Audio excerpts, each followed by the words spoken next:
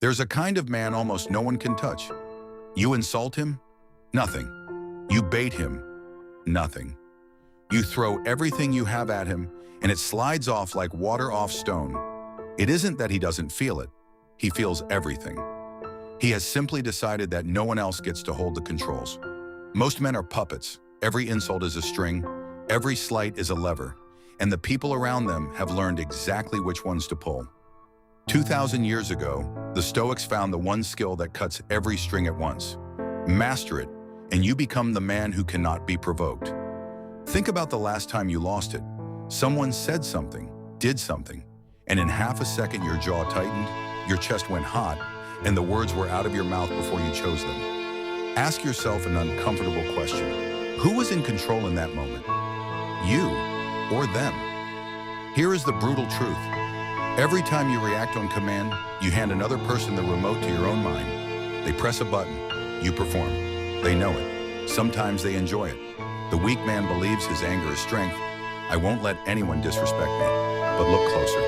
The man who explodes the instant he's poked isn't strong. He's predictable, and predictable men are easy to control. The Stoics understood what the modern world forgot. Power is not how hard you can hit back.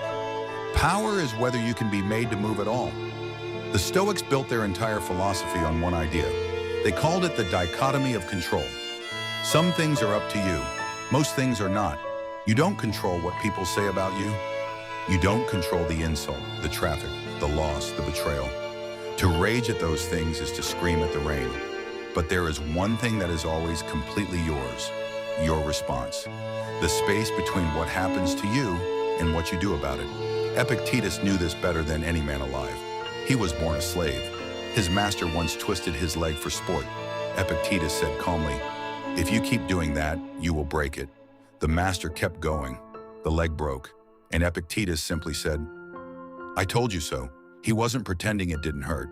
He was demonstrating the one freedom no master could take, the freedom to choose his own response. That is the whole game. Between the trigger and the reaction, there is a gap. In most men, that gap is zero. Stimulus, response. Instant, automatic. The Stoic spends his life widening that gap, because everything you want lives inside it. So why is the gap so small for most men? Because reaction feels like survival. When someone disrespects you, your brain doesn't process it as words. It processes it as a threat to your status, your place in the pack. The same ancient alarm that once warned you about predators now fires over a comment, a look, a tone of voice. Your body floods with adrenaline, and for about 6 seconds, you are not a thinking man. You are an animal defending its rank. The people who manipulate you understand this instinctively. The rival who needles you to see if you'll crack. The one who knows the single sentence that undoes you. The stranger who says something outrageous for no reason. Because your outrage is the prize. Your reaction is the product. You are not winning the argument. You are feeding the person who started it. And here is the part no one tells you. Every time you react, you carve the groove deeper. The explosion gets easier. The fuse gets shorter. You train yourself rep by rep to become a man who can be set off by anyone with a little practice and bad intentions. The Stoics flipped this. They treated provocation not as an attack to survive, but as a test to pass. Every insult became a rep in the gym.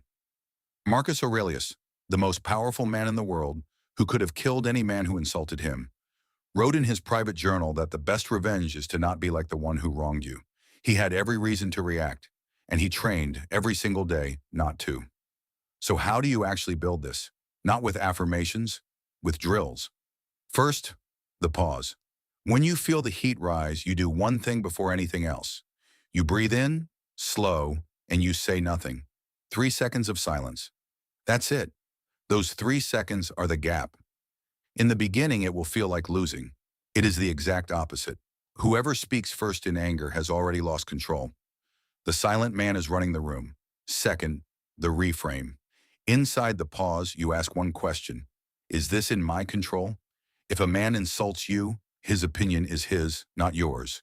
You cannot control it, so it cannot touch you unless you reach out, pick it up, and carry it.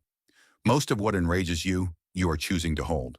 Third, we're premeditatio malorum, the premeditation of evils.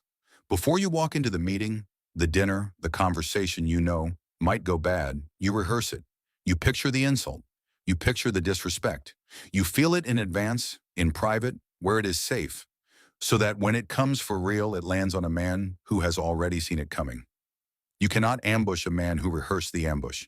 Do this for 30 days and something strange happens. The things that used to detonate you start to feel small. People will push, expecting the old reaction, and find nothing to grab. And slowly they stop pushing, because there is no reward in it anymore. You didn't get harder. You got freer. The strings are still there. There's just no one left holding them. Understand what this really is. The man who cannot be provoked is not cold. He is not passive. He is not pretending. He feels the fire. He has simply decided that he, and no one else, controls what he does with it. This is the oldest form of power there is. Not power over other people. Power over yourself. Because a man who cannot control his own reactions will never control anything else. Not his focus, not his discipline, not his life. And a man who masters that one gap can walk through a world built to provoke him and stay completely his own. The world will keep pulling. The bait will keep coming. The only question is whether you stay a puppet or become the man whose strings lead to no one.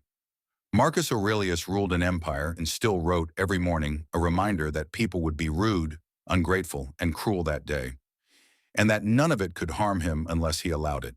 If the most powerful man in the world had to train this every single day, so do you. So here's your challenge. The next time someone reaches for your string, pause. 3 seconds. Say nothing.